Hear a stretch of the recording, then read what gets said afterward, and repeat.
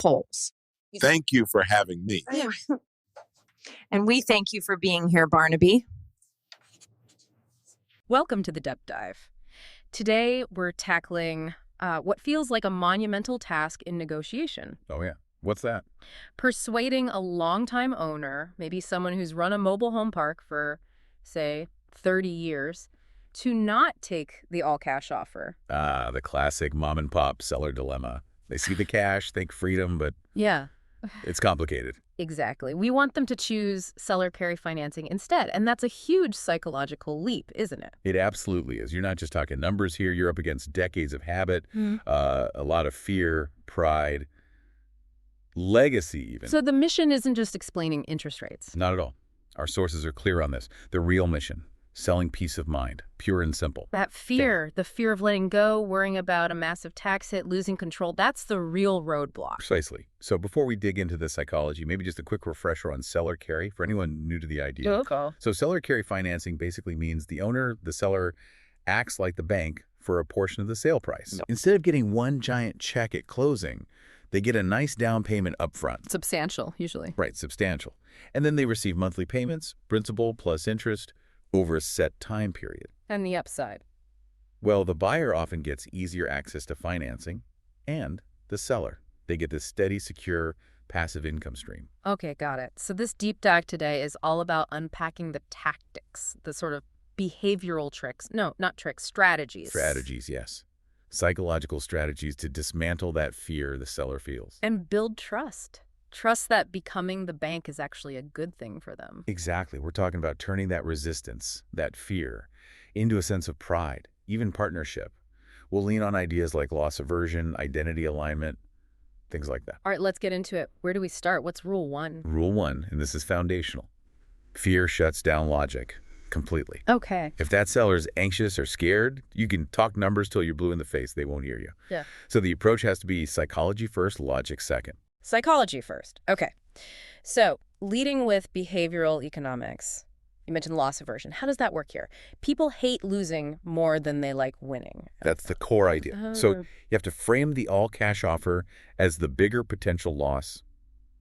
Sounds counterintuitive, I know. How? Cash feels safe? It feels safe, but think about it. They sell for cash, what happens immediately? Bang, capital gains tax. Uncle Sam gets his cut. A big cut. Often 30, maybe even 40% of their life's work gone instantly. Ouch. So the framing isn't just taxes are bad. It's taking all cash guarantees an immediate massive loss of the capital you've built. Seller carry, on the other hand? Keeps that capital working for them. Exactly. It keeps it whole, working, generating income, and importantly, secured by the very asset they know and trust. Okay. But isn't saying you'll lose 40% to Uncle Sam still a bit fear-based? How do you keep it ethical? Focus on the positive. Great question. You focus on the reality of the financial consequence. It's not a threat. It's just what happens with liquidation. The positive framing is about stewardship. Stewardship of their own money. Right. Seller carry protects their hard-earned assets from that immediate depletion. If you compare the certainty of that big tax loss against the guaranteed secure income from the note. Suddenly, seller carry looks like the more conservative, safer play. That makes a lot of sense. Okay, so you've addressed the loss aversion, flipped the script on cash. What's next? Identity alignment. Yeah, this is crucial. The pitch has to resonate with how they see themselves. It can't be a one-size-fits-all message. Just tailor it. Absolutely. Yeah. If they're the kind of person who's proud of being a sharp operator, someone who built this park up from nothing. The savvy business owner type. Exactly. The pitch for them is about graduation. You frame it as moving from landlord to banker. It's a step up. They're leveraging their expertise in a new, more sophisticated way. Okay, I like that. Graduating to banker. What about the other type? The owner who really sees themselves as a community builder focused on legacy. For them, you lean into that stewardship angle again. Seller carry becomes the way they get to choose who carries on your community. Ah, so it gives them control over the future. Precisely. They're not just selling out, they're curating the handoffs. Yeah. They pick the buyer, they influence the transition. This really honors their sunk costs too, right? All those years of sweat equity. Yeah, decades of work. Seller carry frames the exit in a way that says your life's work keeps paying you dividends and you get a say in its future. It respects that history. And tying this all together, cognitive ease. Keep it simple. Yes. Clarity equals comfort. Comfort builds trust. You need really simple, appealing language to describe the outcome. Like the example in the source. Oh, it's brilliant. It's like a pension monthly checks, 0 toilets. Huh. Yeah, anyone who's dealt with tenant issues for 30 years. Instantly understands the deep, profound relief in 0 toilets. It paints a very clear, very attractive picture of their future. Simple, powerful. Okay, so we've used behavioral economics to lower fear and build comfort. This leads right into the next big emotional hurdle, control. Older owners especially hate feeling like they're just losing control. It's a huge factor. Handing over the keys to, some potentially faithless buyer with a big check, Yeah. it feels like losing everything they built. So legacy framing comes back in here. Absolutely. Right. But with a focus on control. Seller carry isn't framed as letting go. It's curating the handoff. Curating, I like that word. It implies choice, control, discernment. The seller gets to choose the buyer, influence the terms, ensure the community they built is looked after. It transforms that fear of loss into pride of selection. Not abandoning ship, they're picking the next captain. But skepticism is high, right? They might think, this just sounds like a sales pitch to get me to finance the deal. How do you make it feel real, trustworthy? That's where you bring in the heavy hitters, the liking principle and social proof. Abstract concepts are one thing, but real-world examples, that's different. So, anecdotes. Specific local anecdotes, if possible. You don't just talk about other owners. You say something like, Joe down the road sold his park last year. He did seller carry. And honestly, he told me last month it was the smartest financial move he ever made. Loves getting that check. Ah, the neighbor test. Makes it instantly relatable. Totally. It validates the whole idea, makes it less theoretical, less scary. It shows people like them are doing this successfully and happily. It cuts through the skepticism fast. Okay, concepts are solid. Psychology makes sense. Yep. Now, delivery. The sources really emphasize ditching the slick sales script. Oh, absolutely. That's crucial. You need story-based framing. Why story? Think about it. Numbers and spreadsheets. They lecture. They can feel cold, impersonal. Stories, though. Stories whisper trust. Okay. If you just rattle off interest rates and amortization tables, you sound like a salesman. But if you talk about Jane and Joe, Yeah. regular folks like you who sold their park this way and now every month, that check arrives. Yeah. Gives them total peace of mind. It makes the benefit emotional, tangible. Exactly. You help them visualize their own retirement, their own peace of mind, instead of just looking at a complex term sheet. It connects on a human level. And part of that connection is making them feel like they're in the know. Tribal alignment. Yeah, you subtly frame seller carry as the choice of the experienced tablet owner. Like, a lot of the really seasoned park owners, the ones who've been doing this for decades, they often prefer seller carry. It's seen as the smart way to exit. So it taps into their pride, their identity as an experienced operator. Right. It suggests this isn't some weird, risky thing. This is what the smart money, the people who really understand this business often do. Makes them feel part of an exclusive, knowledgeable group. And humor. You mentioned the Chad line earlier. How does that fit in? Humor is about disarming them, building rapport, gently poking fun at the industry noise. Like those endless lowball call shows, you get their world. Acknowledges their frustration. Yeah. Something quick like, look, I bet you've had 10 calls this week from some guy named Chad offering you peanuts. You deserve better than that. You deserve a real exit strategy that actually rewards all your hard work. It makes you sound like you're on their side. Instantly. Yeah. It shows empathy and differentiates you from the transactional noise they're probably tired of. Okay, now for the mountain. The biggest objection. Risk. Cash feels safe. Seller carry feels like that. What if the buyer flakes? What if they default? That's the number one fear, isn't it? Absolutely. And this is where you need to completely refactor their understanding of risk using some basic behavioral finance principles. The key is the safeguards they often overlook. Which is? They hold the lien. The property itself is the collateral. This isn't some unsecured IOU. It's backed by the asset. You have to hammer this home. It's not risk, it's leverage, built-in security. Okay, so spell it out. What actually happens if the buyer defaults? Let's get specific. Right. Scenario, buyer defaults. What happens? 1, the seller keeps the entire down payment, often 20, 30%, sometimes more. That's non-refundable. Okay, money in the bank. 2, the seller keeps all the monthly payments, principal and interest received up to that point. That could be months, even years of payments. More money in the bank. 3, the seller gets the park back. They regain ownership of the asset. And crucially, Crucially, they often get it back after the buyer has invested their own money in improvements. because that's usually part of the deal the buyer has to maintain or improve the property. So they got the down payment, the monthly payments, and the park back, potentially in better condition. Exactly. It's almost like a backup ROI strategy. Yeah. It's an asset swap with cash bonuses, not a catastrophic loss. Framing it that way is critical. That is a powerful reframe. So it's not just downside protection, it's potential upside even in default. But anxiety needs more than concepts, right? It needs numbers. Concrete numbers kill anxiety. You can't just talk hypothetically. You need to illustrate the income stream clearly. Give me an example. Okay, say it's a $1 million sale. They carry half, $500,000 at maybe, let's say, a conservative 5.5% interest rate over, say, 5 or 7 years. You calculate it. That specific structure generates almost $2,700 a month for you, just arrives in your mailbox.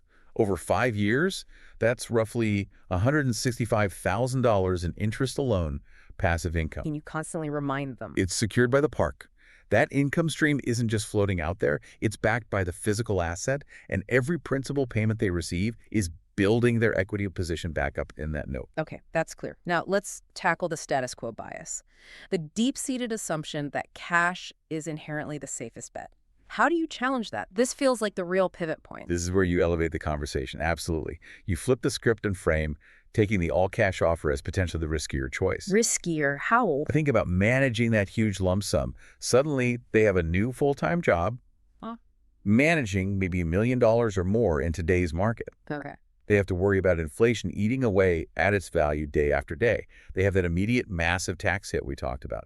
And then the stress and complexity of reinvestment, where do they put it, to safely get a decent return? Especially if they're used to managing a park, not a stock portfolio. Precisely. If they're getting a secure, say, 5% or 6% passively from the seller carry note, backed by an asset they understand. To net that same amount after capital gains taxes from market investments, they'd probably need to chase returns of 7% or more. Which means taking on more risk and effort. Exactly. More risks, more volatility, more effort. The seller carry note offers guaranteed passive income with less fuss and, arguably, less real risk for someone in their situation. You highlight the opportunity cost and the sheer work involved in managing the cash windfall effectively. Got it. And you normalize the seller carry idea. You do. Simple analogies work. Look, banks do this every single day. They lend money against assets. Now, you're the bank secured by your asset. Makes it sound less exotic. And you emphasize flexibility. They aren't locked in forever. You can structure a balloon payment in 5 or 7 years if you want cash sooner, or if you need liquidity unexpectedly, these notes can often be sold to investors. So the note itself is an asset.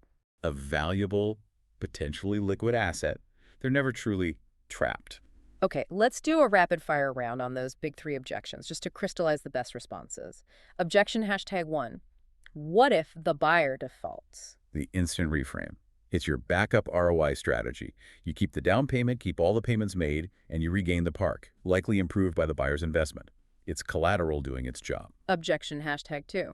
What if I need a lump sum of cash later for an emergency or a big purchase? Reassurance and options. Notes are assets. They can often be sold to note buyers or sometimes refinanced. You're not trapped. You have options for liquidity. And the big psychological one, objection #3. Why not just take the cash and be done with it all? Clarify what done really means. Cash means you're done with tenants, yes. But you immediately start a new, stressful job, managing taxes, fighting inflation, and figuring out reinvestment. Whereas seller carry? Seller carry means you're done with tenants, but you're not done with income. You get passive, secure income that honors your decades of work without the management headaches. It's the smarter done. This setup perfectly leads to the final stage. Gentle persuasion using ethical urgency and identity. Let's talk cognitive dissonance. How do you gently challenge their self-image? Right. This isn't about being confrontational. It's the natural outcome of the conversation we've built.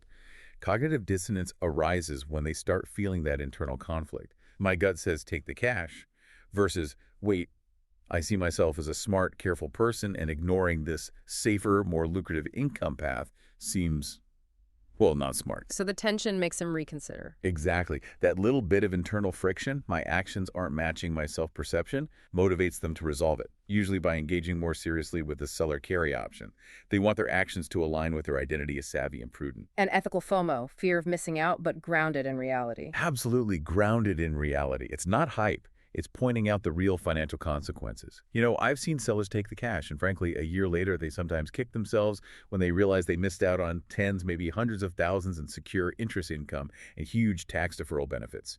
Using current market conditions helps too. Definitely. Look, right now, with interest rates where they are, you have a unique chance to lock in a really solid 5%, 6%, maybe even more on your money, secured by this park. That opportunity might not be here next year. It creates genuine logical urgency. And framing it as exclusive. Yeah, subtly positioning seller carry as the choice for those who want the best of both worlds, income and security. It makes it feel like the premium, sophisticated option. It reinforces their identity as a wise, seasoned owner making the smart move. Okay, so let's synthesize this. For you, our listener, facing this kind of high-stakes emotional sale, what's the absolute core takeaway? It's that persuasion here isn't about pressure. It's not about slick tricks. It's fundamentally about reassurance. It's about deeply understanding the seller's fears and motivations, and then honoring their lifetime of work and wisdom by showing them a path that truly serves their financial and emotional needs. So empathy, proof, maybe a bit of humor. Exactly. Use empathy to connect. Use specific local proof to build trust. Use clear framing and maybe a little humor to disarm fear. The goal is to gently guide them from resistance and fear through curiosity, and finally land them in a place of pride about their decision. They need to feel smart for choosing seller carry, not just persuaded. That's the key. They chose the strategically superior exit. It's been a fascinating deep dive into the psychology behind the deal. And maybe a final thought for you, the listener, as you approach your own major asset sales or negotiations. Yeah. We often hear, cash is king. And maybe it is, but sometimes. Sometimes the king retires too early, leaving a lot of value and peace of mind on the table. The real question isn't just about the money, is it? It's about choosing the exit that truly honors the legacy you built.